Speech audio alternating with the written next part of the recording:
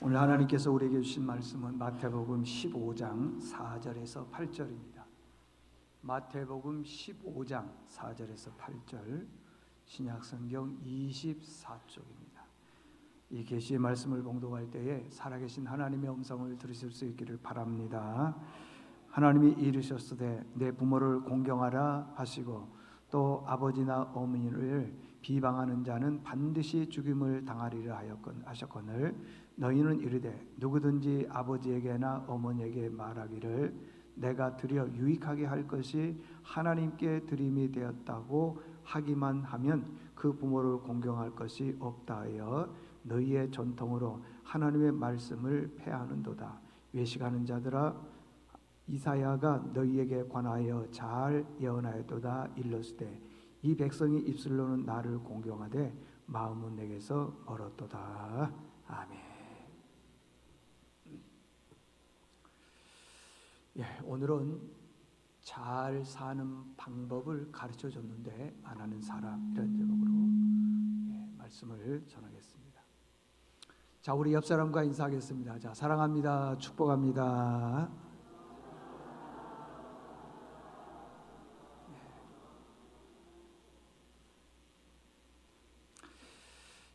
우리 현대인들에게 있어서의 최고의 목표가 뭘까요? 신앙생활 잘하는 것이 최고의 목표일까요? 대부분의 사람들은, 그런 분들도 계시지만은, 부자가 되는 것이고 또 건강하게 오래 사는 것이고 자식 잘 되는 게 그게 인생의 최고의 목표인 사람들이 있습니다. 이 목표를 위해서 다들 막 죽기 살기로 삽니다. 고생 많이 합니다. 하여간 성공만 할 수 있다면은 뭐든지 다 합니다. 잘 된다 그러면은 다 합니다. 그런데 잘 되는 방법을 가르쳐도 안 해요. 교회에서 여러분들 잘 되는 방법이 있습니다 가르쳐줘도 안 하더라는 것입니다. 왜 그럴까요? 그분들의 심리 상태가 믿음에서 떠났기 때문에 그러는 거예요. 교회에서 믿음으로 설교하고 믿음으로 말하면은 그 말씀을 받아들여서 그 말씀대로 살아가야 되는데 그러지 않더라는 거예요. 듣고 끝이에요. 어떤 설교를 해도 듣고 끝이에요. 그래서 내가 주인인 거예요. 내가 하나님이 주인이 돼야 되는데 그렇지를 않더라는 것입니다. 이 동화 작가 정채봉 선생님이 계시는데 이분이 책에 보게 되면은 20살 어머니란 책 제목이 있어요. 이건 이제 예화예요. 예화. 힌두교에서 있었던 우화 하나를 설명을 해주는 거예요. 신이 세상을 창조할 때에 이미 행복도 같이 줬다라는 거예요. 그러니까 우리가 이 땅에 태어나서는 뭐가 있느냐 하면 행복이 있다는 거예요. 행복. 그런데 신이 인간에게 행복을 줬더니 문제가 생기더라는 거예요. 어떤 문제가 생기냐? 내 안에 행복이 있음에도 불구하고 게으르고 나태하고 아무것도 안 하더라는 거예요. 왜? 나는 행복하니까. 그래서 이 신이 이게 문제가 있다 해서 회의를 하는 거예요. 저 인간 안에 있는 저 행복을 어떻게 쓰면 좋을까? 회의 끝에 저 인간 안에 있는 행복을 뺏자. 그럼 이 행복을 어디다가 갖다 둘 것이냐? 한 신이 얘기를 하는 거예요. 저 바다 밑에다가 행복을 숨겨놓자 했더니 다른 신이 얘기하기를 인간이 끈질고 고집이 있어서 저 바다 밑에 있는 행복을 가지고 올 것이다. 또 다른 한 신이 얘기를 합니다. 그러지 말고 저 히말라야다가 갖다가 놓자. 거긴 추우니까 못 온다. 그랬더니 인간이 탐험심이 좋아가지고 우리나라의 그 엄홍길 대원도 있잖아요. 탐험심이 좋아가지고 저 높은 산에 히말라야 산에 갖다 놔도 그거 가지고 온다. 그러면 어떻게 했으면 좋겠느냐? 고민하다가 그 우두머리 신 중에 제석천이라고 하는 신이 있는데 이 신이 뺏어가지고 인간의 마음속에다가 집어넣어 버리자. 우리 마음속에다가 집어넣자. 여러분들, 우리 안에는요 행복이 있습니다. 모를 뿐이지 벌써 우리 안에는 많은 행복이 있다고 하는 것입니다. 근데 우리는 행복을 어디에서 찾으려고 그러냐? 돈, 건강, 자식, 이 세 곳에서 찾으려고 그래요.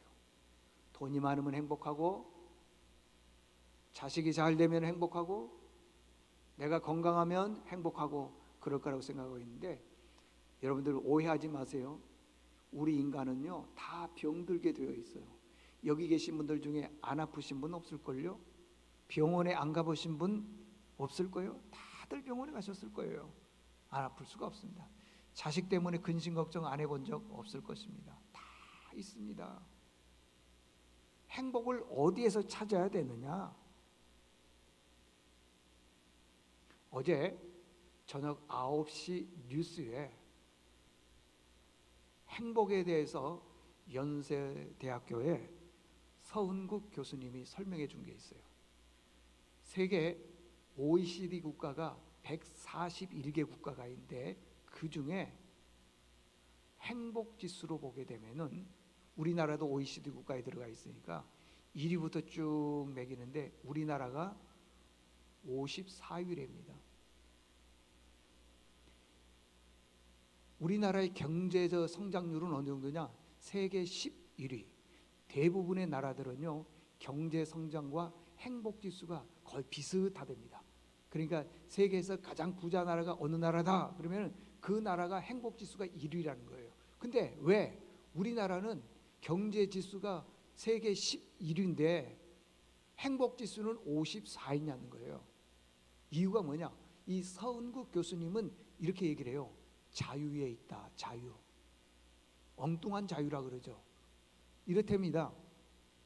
선진국 잘 사는 나라들은 자유, 행복을 어디에서 찾냐면 자유에서 찾는데 이렇다는 거예요. 선진국 사람들은 부자고 넉넉하면은 내가 거기에 대해서 만족을 느끼는 거예요.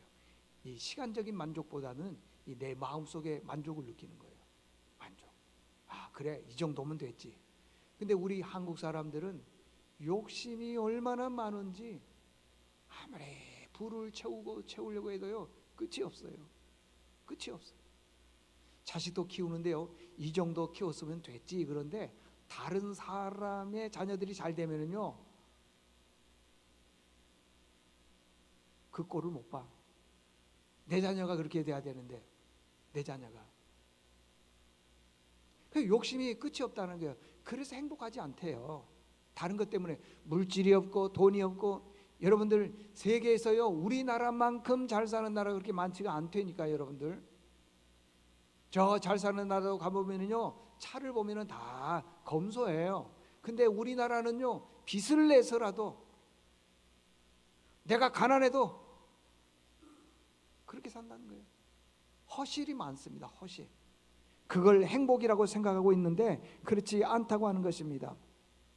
특별히 부모님이 살아 계신 거에 대해서 난 좋다, 행복하다, 감사하다 이렇게 생각하는 자녀들이 생각보다 많지 않다는 거예요. 생각보다. 부모님이요 지민 분이 있어요. 보면은 참 너무 가슴 아프죠, 여러분들. 그 2022년도에요. 작년 재작년이죠. 우리나라 노인 학대가 어느 정도 되느냐? 5년 만에요. 5년 만에 52%가 늘어났대요. 52%. 그러니까 내 부모님이 어느 정도 나이 드시고 나면 얼른 돌아가셔야 돼.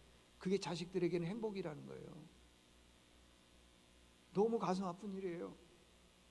노인 학대가요 52%나 늘어나는 거예요. 참. 부모님이 짐이 되고요. 부모님이 싫고 그래요. 그런데 어느 날 갑자기 부모님이 생각날 때가 있어요. 언제냐? 살아 계셨을 때는 그 생각 안 하는데 돌아가시고 나면 그 생각을 해요. 왜냐?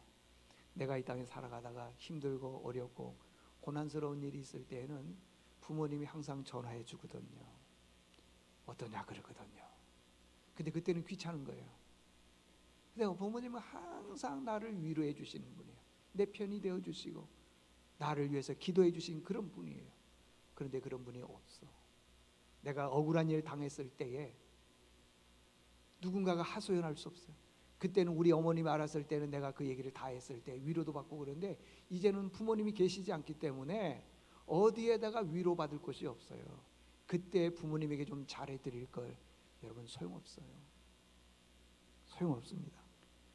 부모님은요, 살아 계셨을 때에 효도하는 것입니다. 언제든지 부모님이 나를 기다려주지를 않는다는 것입니다. 우리가 이 땅에서 잘 되는 방법 세 가지가 있다 그랬죠. 자, 부자가 되는 거고, 건강하게 오래 사는 거고, 자녀들 잘 되는 것, 그게 우리에게 소원이에요. 그게 행복이라고 생각합니다. 그러나 성경에서는요, 이 세 가지의 잘 되는 걸 가르쳐 줘요. 여러분 부자 되고 싶습니까? 건강해지고 싶습니까? 자녀 잘 되고 싶습니까? 그러면은 이렇게 하세요. 가르쳐 줬어요. 가르쳐 줬어요. 근데 그 말씀대로 살지를 않더라는 것이에요. 그러면 성경에서는 어떻게 가르쳐 주느냐? 자, 오늘 본문 4절에 보면은 이렇게 말씀하고 있습니다. 하나님이 이르셨으되 내 부모를 공경하라 하시고, 또 아버지나 어머니를 비방하는 자는 반드시 어떻게 한다고요? 죽인다 그랬습니다. 여러분들, 부모님을 공경하라 그랬습니다. 부모님, 이 부모님을 공경하라는 것에 대해서 부연적으로 설명해 주는 말씀이 있습니다. 레위기 19장에 있는데, 레위기 19장의 주제는 뭐냐 그러면 거룩입니다. 거룩. 거룩입니다. 1절과 2절에 보니까 여호와께서 모세에게 말씀하여 이르시되 너는 이스라엘 자손 온 회중에게 말하여 이르라. 너희는 뭐하라 그랬어요? 거룩하라. 이는 나 여호와 너희 하나님이 뭐하기 때문에? 거룩하기 때문에 그랬어요. 이렇게 분명히 거룩이에요. 거룩. 레위기 19장의 주제는 거룩이라는 거예요. 그런데 하나님께서요, 거룩하시니까 너희도 거룩하라 그런데, 그러면 어떻게 해야지 거룩하냐는 거예요. 매일같이 깨끗한 옷을 입고 매일같이 목욕하고 매일같이 뭐 죄를 안 짓고 이게 거룩하냐? 그게 아니에요.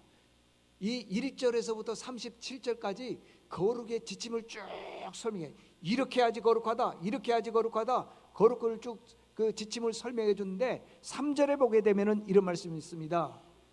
너희 각 사람은 부모를 경외하고, 이게 거룩하다는 거예요. 깨끗한 옷을 입고 목욕하는 게 거룩한 게 아니고, 부모를 경외하는 게 뭐라고요? 거룩하다는 거예요. 거룩의 첫 번째 지침은 뭐냐? 부모를 경외하는 거예요. 원래요, 경외를 히브리어 원어로 뭐라면 야뢰, 그런데 야뢰의 뜻이 뭐냐 그러면 경외예요. 경외는 높이 받들어 섬긴다. 이게 경외예요. 부모님을 높이 받들어 섬기는 것입니다. 하나님을 높이 받들어 섬기는 것처럼 부모님을 높이 받들어 섬기는 거예요. 그런데 이 야레는요, 원래 쓸 때는 하나님에게만 쓰는 거예요. 인간에게는 쓰지 않습니다. 이 성경에 보니까 그랬습니다. 레위기 19장 14절에 보니까요, 내 하나님을 경외하라. 그 다음에 19장 32절에 보니까 내 하나님을 경외하라. 오늘 본문, 오늘이야. 그 레위기 19장 3절 내 부모를 공경하라, 경외하라. 다 그래요. 다 부모를 경외하라, 아니 하나님을 경외하라, 경외하라. 다 그러는 거예요. 다. 근데 하나님에게만 쓰고 있는 이 경외를 왜 부모에게 썼느냐 이 말이에요.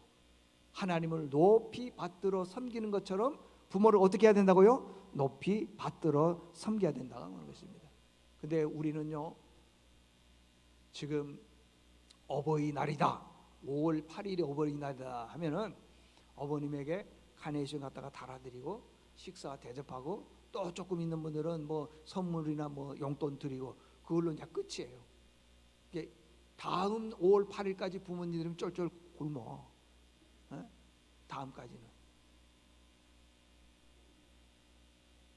그게 아니고요, 평상시에 부모님이 말씀하시면은 그 말씀이 옳지 않다 하더라도 잘 경청해야 되는 거예요. 높이 받들어 섬겨야 돼. 그게 경외예요. 원래 하나님을 높이 받들어 섬겨야 되는데 부모님을 높이 받들어 섬기기 위해서 경외라고 하는 그런 단어를 썼다고 하는 것입니다. 하나님처럼, 여러분 우리가 하나님을 섬길 때 어떻게 섬깁니까? 엄숙하게 진실하게 함부로 대하지 않지 않습니까? 그러는 것처럼 부모님을 그렇게 대하라고 하는 것입니다. 응?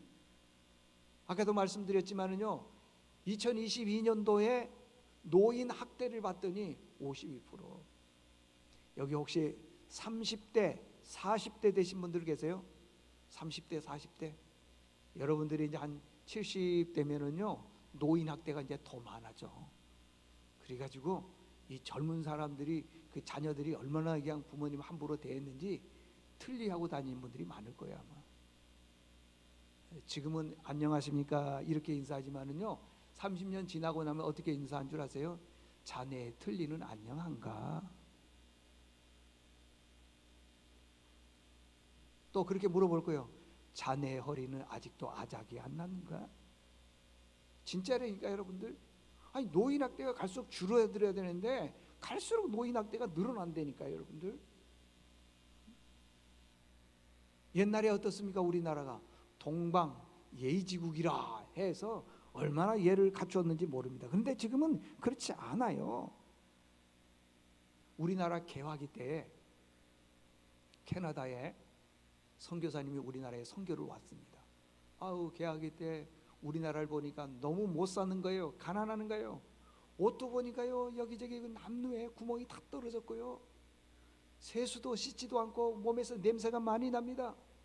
얼마나 가난하고 못 살고 냄새나고, 어떻게 보면 외국인들이 봤을 때 참 사람 같지 않다.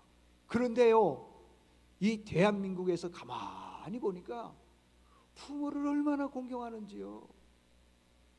부모님 말씀 한마디만 틀려도요 100% 순종하더라는 거예요. 그 선교사님들이 보니까 너무 부모님에게 효도를 잘하더라는 것입니다. 그래서 그분이 선교 사역을 하면서 마지막으로 자서전을 썼는데 이렇게 썼어요. 나는 나이 들어서 조선에 가서 살고 싶다. 이렇게 어른을 공경하고 존중하고 귀히 여기는 나라의 백성들은 일찍이 본 적이 없다. 어른들이 지나가면은요 고개를 푹 숙이고 다 지나갈 때까지 고개를 들지 않았다고 하는 것입니다. 뭐라고 어른들이 호통을 치면은요 고개 숙이고 그걸 다 받아들이더라고요. 어느 지역에 갔더니 어른들이 지나가면은요 젊은이들이 안경을 썼는데 그 안경을 다 벗고 인사를 하더라는 거예요. 이만큼 어른의 천국이 대한민국이다.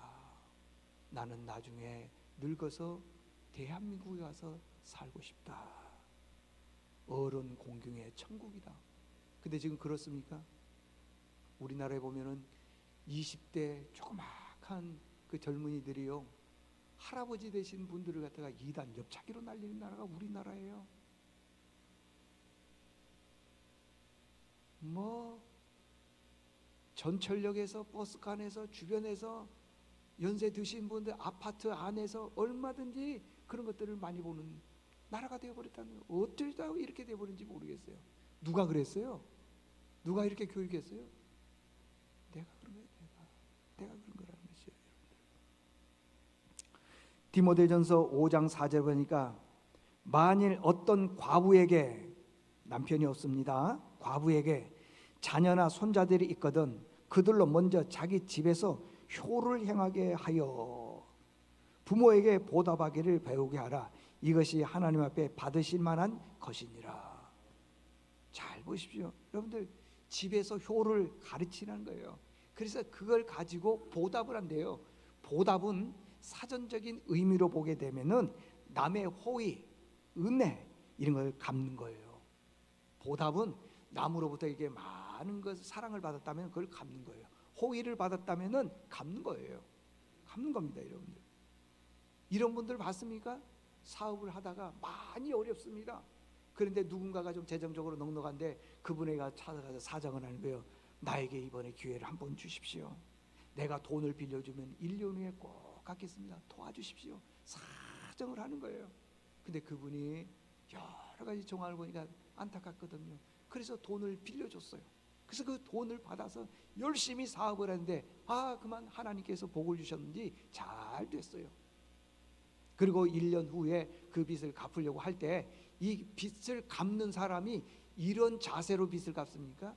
다 빚 갚으러 왔는데 째려보고 말이야 깔보고 무시하고 안 주려고 그러고 이래저래 막 핑계대고 그렇습니까? 그런 사람이 있을 수도 있겠지만은 거의 없어요.